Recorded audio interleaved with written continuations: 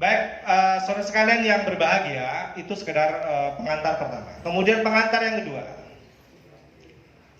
Kalau berbicara sejarah, ya, saya kira semua kita sebagian besar tahu bagaimana Kiai Haji Ahmad Dahlan sebagai pendiri Muhammadiyah dengan Kiai Haji Hasyim Asy'ari sebagai pendiri NU itu juga sama mengalami seperti saya dengan Mas Fikri, seperti saya dengan adik saya. Ya. Di masa beliau ini belajar, ya, di pesantren yang sama, di guru yang sama, ya. Pernah belajar di Bangkalan, yang kita kenal itu sama Pak Kiai Khalid, ya kan? Kemudian juga pernah belajar bersama di Semarang bersama Kiai Haji Saleh Darat. Ya. Ketika di Saudi Arabia, di Makkah juga pernah belajar dalam majelis yang sama, satu guru lagi, ya. Ya. Ahmad siapa Ustaz? Pak Kiai? Syekh Khotib Al-Minangkabawi itu, ya. Itu gurunya sama. Dan keduanya saling support satu sama lain, ya. Bahkan pernah diceritakan ketika beliau berdua ini mengembangkan dakwah di tempatnya masing-masing, ya. Kebetulan Kiai Haji Ahmad Dahlan ini di awal-awal menggagas Muhammadiyahnya itu di Yogyakarta, di Keraton Yogyakarta, ya. Itu sempat dilaporkan oleh salah seorang santri, ya, yang namanya Bashir, namanya saya baca itu, ya. Itu Bashir itu cerita kepada Pak Kiai Haji Hasyim Asy'ari, ya, bahwa di Jogja itu sekarang ada, ya, seseorang yang mengembangkan pemikiran keagamaan yang agak unik, ya, berbeda dengan pemahaman pada umumnya, ya. Setelah disebutkan ciri-cirinya, kemudian Pak Kiai Haji Asy'ari langsung paham, ya, bahwa itu adalah sahabat karibnya, ya, Mas Darwis. Mas Darwis itu panggilan Kiai Haji Ahmad Dahlan ketika Pak Kiai Haji Hasyim Asy'ari ini dulu memanggilnya istilah Mas Darwis, karena nama aslinya itu Darwis, gitu. Cerita bahwa Kiai Haji Ahmad Dahlan itu mengembangkan dakwah dan mengembangkan pemikiran-pemikiran keagamanya ABCD, diceritakan semua, ya. Dan sempat mengalami resistensi, ya, dari kalangan Keraton Yogyakarta pada waktu itu. Nah, mendengar cerita itu secara singkat saya sampaikan apa yang disampaikan Kiai Haji Hasyim Asy'ari. Kalau dalam bahasa kita, wahai Bashir, ya, itu Kang Mas Darwis, teman saya dulu sesama di pondok, di pondok di Bangkalan, pondok di Semarang, termasuk dulu pernah belajar di Makkah bareng-bareng. Apapun yang dikembangkan di sana, kamu dukung dia. Nah, ternyata Mas Darwis ini sangat taat dengan Kiai Haji Hasyim Asy'ari, ya. Walaupun beliau ini tidak sempat bertatap muka dengan Kiai Haji Ahmad Dahlan karena keburu wafat, ya, tetapi dia berjanji, ya, Mas Bashir ini berjanji akan mendukung gerakan dakwah yang dilakukan oleh Kiai Haji Ahmad Dahlan, ya. Singkat cerita, ya, karena sudah berkomitmen kepada Kiai Haji Hasyim Asy'ari untuk membantu gerakan dakwah Kiai Haji Ahmad Dahlan, kemudian, ya, singkat cerita sampai anak-anaknya semuanya itu dididik dengan cara Muhammadiyah, ya. Bahkan putranya yang namanya Azhar Bashir itu menjadi ketua umum Muhammadiyah. Ini cerita singkat, tidak perlu berpanjang lebar karena sudah ada filmnya, ya. Ya, bahwa dua tokoh ini sebenarnya secara sanad keilmuan itu pernah bersama, gitu. Nah, pertanyaannya kenapa sekarang ini kok menghasilkan sesuatu yang berbeda, ya. Nah, kalau kita kenal itu kayak Hasyim Asy'ari itu kan suka dengan ilmu hadis, ya. Sementara kalau kecenderungannya Ahmad Dahlan ini suka dengan pengembangan pemikiran, suka gerakan. Makanya dia kemudian mendirikan Muhammadiyah dengan mewujudkannya dalam bentuk Persyarikatan Muhammadiyah. Dia bangun gerakan dakwahnya dengan amal usaha, punya lembaga pendidikan, punya perguruan tinggi, ya, punya lembaga sosial, rumah sakit dan sebagainya. Sementara ya, Kiai Haji Hasyim Asy'ari dengan karakternya sendiri juga ya, suka ilmu-ilmu keagamaan, suka ilmu hadis, dia membangun pesantren, ya, sehingga kita saksikan NU itu lebih maju dalam hal mengembangkan pesantren daripada Muhammadiyah. Ya, jadi punya perannya masing-masing. Baik saudara sekalian yang berbahagia, kalau kita telah dari perspektif sosiologi, ya, kita kenal beberapa teori. Misalnya teori tentang fungsional, struktural fungsional yang diprakarsai oleh Emil Durkheim. Ya. Jadi dia mengembangkan teori ilmu sosial yang namanya yang kita sebut dengan teori struktural fungsional. Ya. Teori ini memahami bahwa kita bisa memahami perilaku seseorang itu sesuai dengan strukturnya, ya, dan fungsinya. Ya. Kita memahami Dahlan, kita memahami Kiai Haji Hasyim Asy'ari itu, ya, di masyarakatnya masing-masing, ya, ya. Dia berada pada masyarakatnya masing-masing, ya. Ya. Dia menjadi salah satu struktur di masyarakatnya itu, dan dia mengambil fungsinya juga fungsinya masing-masing. Ya. Nah, walaupun struktur dan fungsinya berbeda, tapi dia bisa menunjukkan kerjasama yang sangat baik. Ya.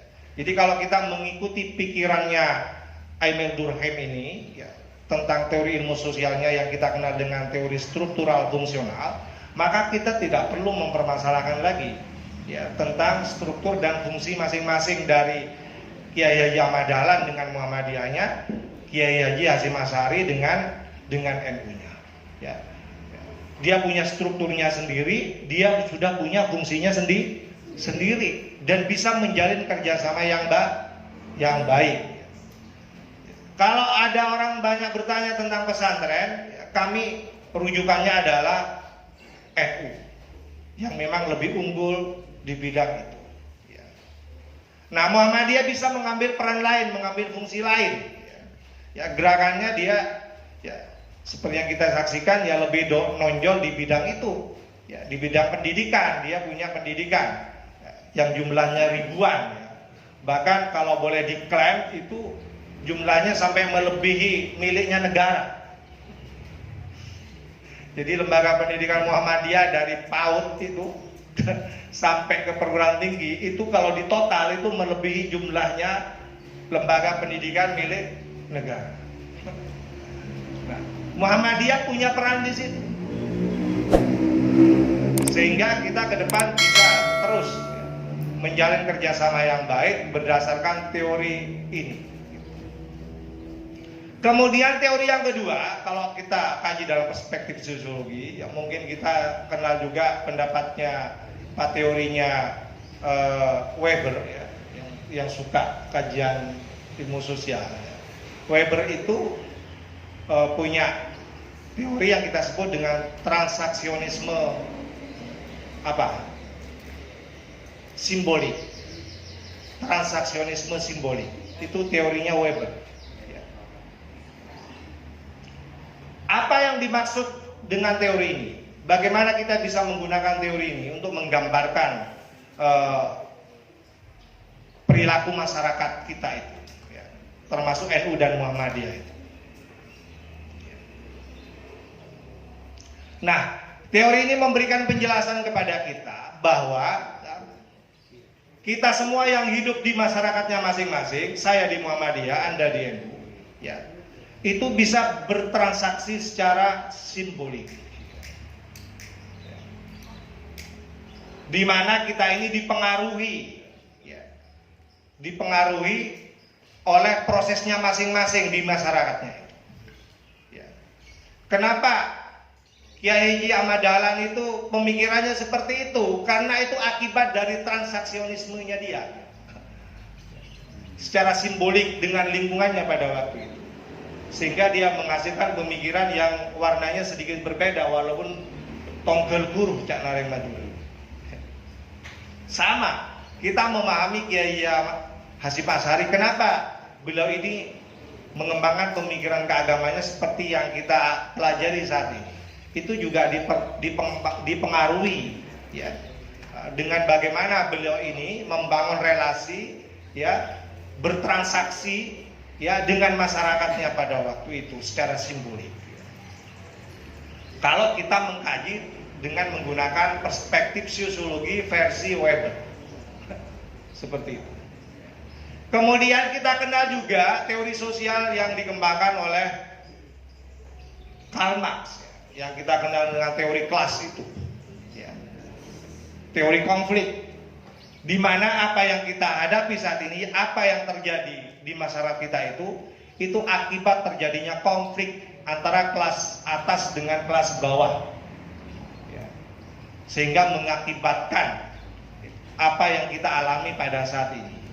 Ini kayaknya kalau kita mau gunakan ini ya bisa silakan saja, artinya kita bisa menghubungkan ya.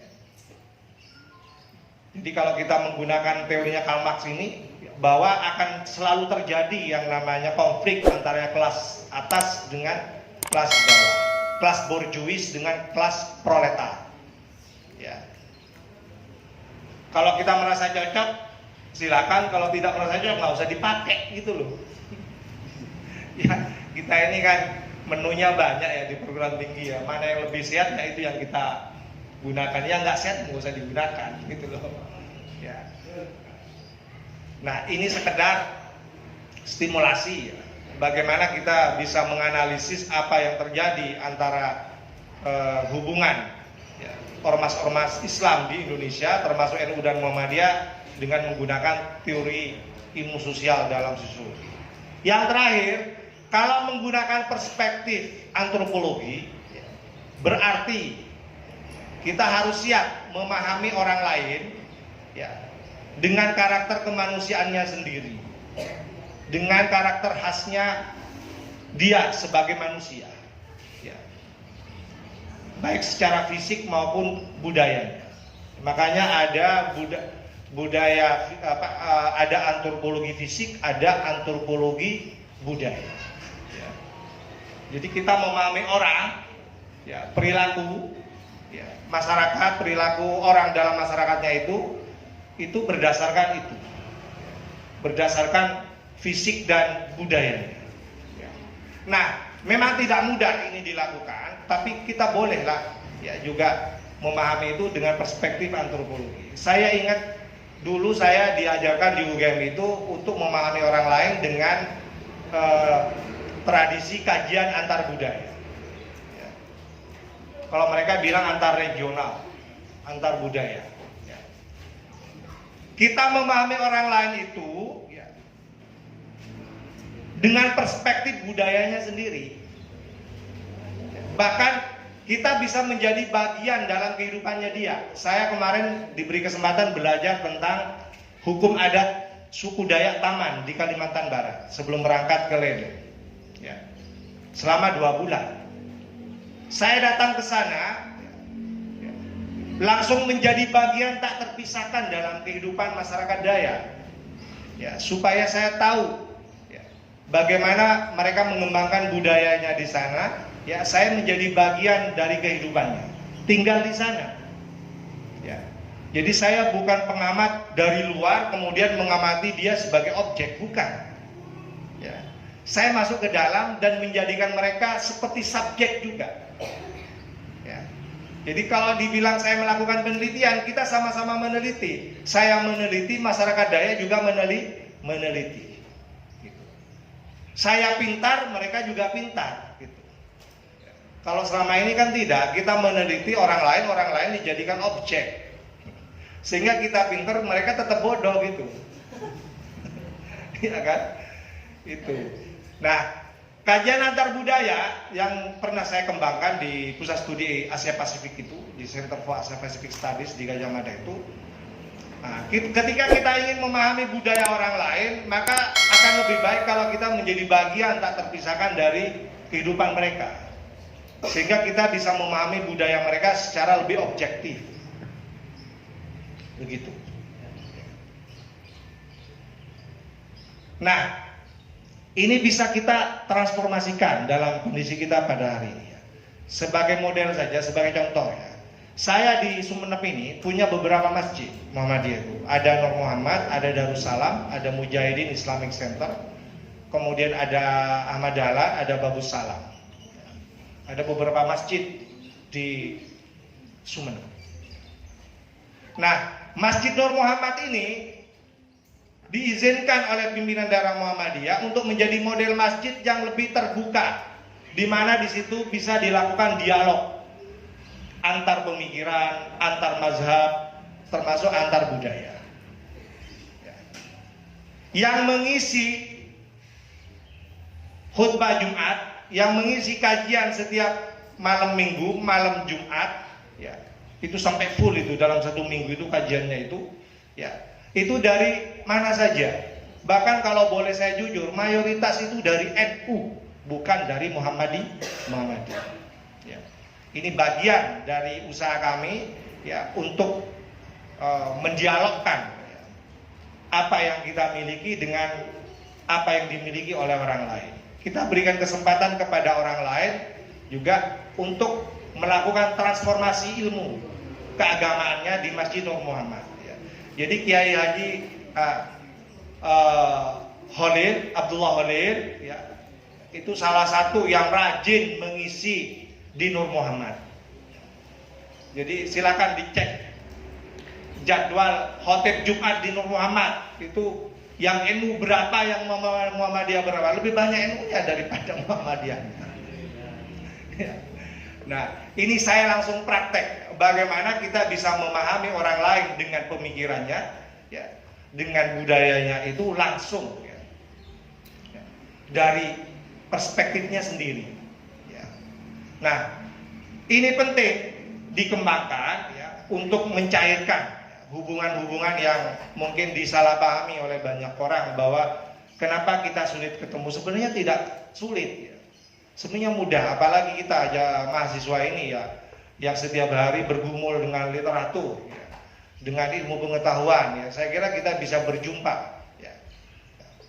Nah, saudara-saudara sekalian yang berbahagia, ini sekedar pengantar ya, tidak banyak ya, karena cuma sekedar pemanasan ya.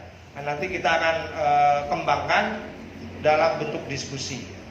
Nah, akan lebih baik sebelum itu kita dengarkan juga pengantar dari Mas Kiai Muhammad Afan ya. Mungkin beliau akan memberikan pengantar yang lebih menarik ya, lebih merangsang ya, diskusi kita pada pagi hari ini. Saya kembalikan kepada moderator.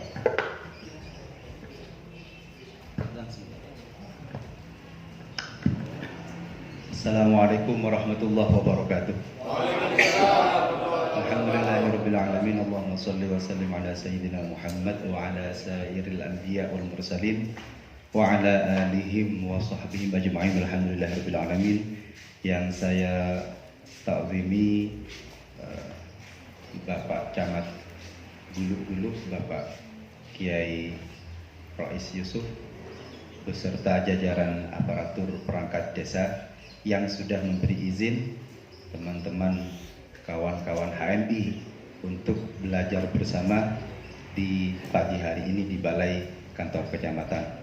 Yang saya takdimi Bapak Dr. Zainuddin SHI MHum, yang alhamdulillah ini pertemuan saya pertama dengan beliau. Barokahnya acara HMI bisa juga bertemu dengan kawan-kawan yang ada di sini dan kawan-kawan senior HMI, panitia, ketua panitia, juga para undangan yang hadir, yang datang dari berbagai macam komunitas dan organisasi yang hadir pada pagi hari ini.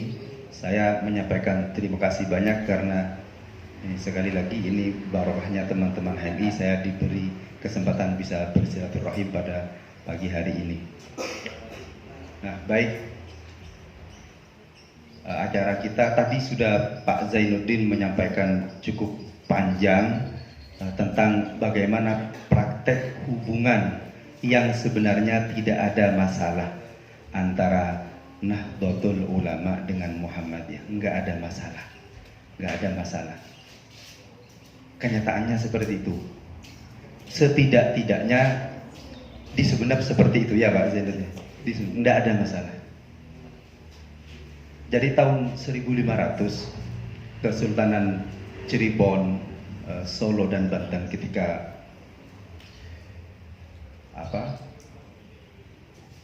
terancam oleh Belanda, ini para pangeran mengungsi semua. Mengungsi mendirikan lembaga-lembaga pendidikan dan sebagian pondok pesantren di luar. Jadi musuhnya cuma satu. Musuhnya adalah penindasan. Di luar itu nggak ada, semuanya saudara. Nggak ada. Musuh kita cuma penindasan, ketidakadilan, kezaliman, penindasan manusia atas manusia. Nah itu para pangeran menyebar ke seluruh Nusantara, dari Kesultanan Cirebon, Solo, kemudian Banten. Mereka mendirikan pondok-pondok pesantren dan lembaga-lembaga pendidikan. Jadi ini kata kuncinya bahwa tidak ada yang perlu diperdebatkan antara, saya merujuk kepada tema, antara Nahdlatul Ulama dengan Muhammadiyah. Karena dua organ ini dua organ yang berdiri di atas fondasi keindonesiaan yang jelas. Seperti yang disampaikan Pak Seni tadi, sanad keilmuannya satu. Tidak ada yang perlu disaksikan. Yang perlu disaksikan adalah penindasan atas manusia. Yang perlu disaksikan adalah kezaliman atas nama penjajahan. Jadi nggak ada masalah sebenarnya, nggak ada masalah. Nah kita lihat bangsa ini besar. Kita sebagai suku Madura ini suku yang sangat besar. 1200 Sayyid Ali Murtado ya bin Samarkandi, Uzbekistan, dari Asia Tengah masuk ke Sepudi. 1200. 1300 Samudra Pasai, pendirinya Meroselu, masuk ke Madura, masuk ke Pamekasan, mendirikan pondok pesantren pertama yang diklaim oleh beberapa data itu sebagai pesantren tertua di Jawa Timur. Bukan Anokoya, bukan. Anokoya barusan. Tahun 1350. Namanya pesantrennya Pesantren Jentampes. Itu coba ada di peracatannya, saya baca di Pak Mas Surabadi itu. Itu pesantren Jentampes daerah Pasian. Pasian itu Pasai. 1350. 150 tahun setelah Samudra Pasai berdiri. Tua bangsa kita ini peradabannya. Masa mau kira-kira cuma soal yang sebenarnya nggak berbeda kan, malu gitu loh. Malu, iya. Malu. 1300 lagi, 1300 Sunan Gresik sama Sunan Ampel masuk ke Madura, dakwah di Madura. Bangsa ini tua, sangat tua sekali. 1500 Ratu Potar masuk ke Madura. Ibunda dari Jagatingkir, leluhur dari Ki Haji Abdurrahman Wahid. Jadi jangan heran kalau Gus Dur rajin ke Madura karena sejarahnya ada di sini, ada di Madura itu. Nggak ada yang baru ya, nggak ada yang baru. Nah, beberapa catatan dari manuskripnya, turunannya dari zuriyahnya dari Syekh Siti Jenar, Madura itu Maduratna, madunya bunga. Jadi nggak ada gula, nggak ada semut kalau nggak ada gula. Makanya kenapa tadi Pak Zaini menyampaikan banyak ulama yang datang ke Madura. Ada apa di Madura? Karena sejarah kita di atas, di masa lampau itu dibangun oleh peradaban dunia itu. Bangsa Madura ini bangsa kosmopolit. Mun dari Madura fanatis itu anomali namanya, lucu gitu ya, lucu. Kita fanatik, suka teng-teng ya, sedikit-sedikit, wah kafir itu. Itu bukan Madura banget gitu loh. Itu bukan kita banget loh. Kita bangsa besar itu. Itu bukan kita. 1500 ya. Bahkan yang lebih awal lagi, saya baca di bukunya Pak Agus Jamil itu, abad ke-8 pelaut Nusantara dan mungkin juga termasuk Indonesia itu sudah sampai ke Madagaskar, sampai ke Makassar. Abad tahun berapa? Tahun 900 itu. Dengan perahunya melanglang. Jadi 1300 itu ada di catatannya Pak siapa? Pak Pak Baso ya dalam pesantren Stadis. Pak Baso di pesantren Stadis. 1300 itu orang Sumeneb belajar kelautan maritim ke Makassar. Orang Makassar belajar pemerintahan ke Sumeneb. Karena Sumeneb pendiri Nusantara, dikenal dengan pemerintahnya yang bagus. Ini 1300 kita sudah, peradaban kita sebegitunya. Ini baru Madura ya, bukan Nusantara. Kalau Nusantara lebih besar lagi. Jadi nggak ada yang perlu dikhawatirkan, yang perlu disangsikan antara Nahdlatul Ulama dan Muhammadiyah, kecuali karena penindasan manusia atas manusia, kecuali karena ketidakadilan manusia atas manusia, kecuali karena kezaliman manusia atas manusia. Di luar itu nggak ada.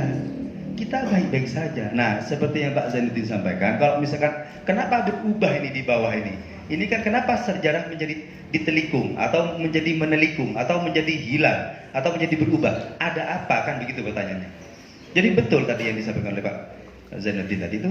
Jadi begini, Kiai Asnawi itu tahun 1750 punya guru, punya murid namanya Kiai Soleh Darat. Soleh Darat ulama Nusantara tahun 1800 yang memberi syarah buku hikam karya Ibnu Athaillah As-Sakandari itu.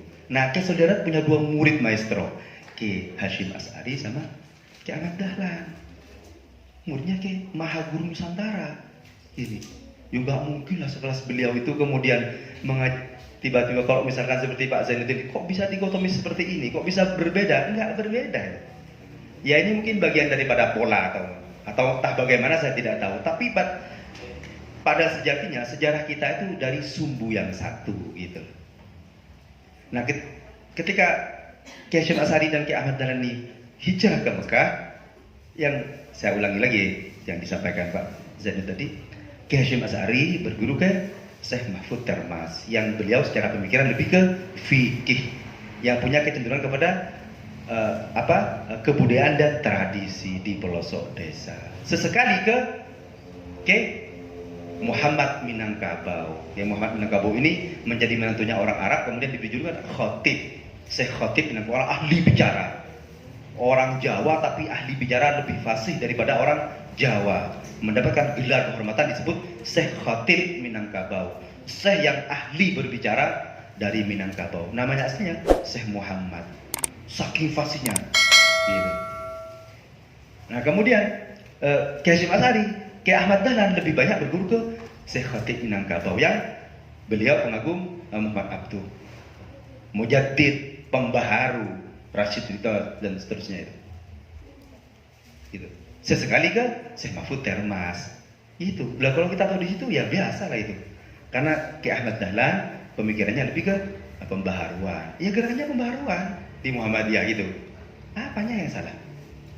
Kiai Hasyim Asy'ari lebih ke tradisi dan fikih. Ya pesantren, pelosok desa itu. Kalau semuanya ke desa, siapa yang ngurus di kota gitu? Nusantara ini besar itu. Bangsa ini besar, negara ini besar. 32 tahun dirusak Orde Baru nggak rusak-rusak itu. Coba Amerika diperlakukan seperti ini, hancur sudah. Loh, iya. Lihat 32 tahun. Tambang dihancur di mana-mana itu. Tetap saja utuh masih Indonesia ini ada. Hutan kita triliunan masih hidup, masih berdiri, kita masih diperbincangkan, jadi pertimbangan di dunia.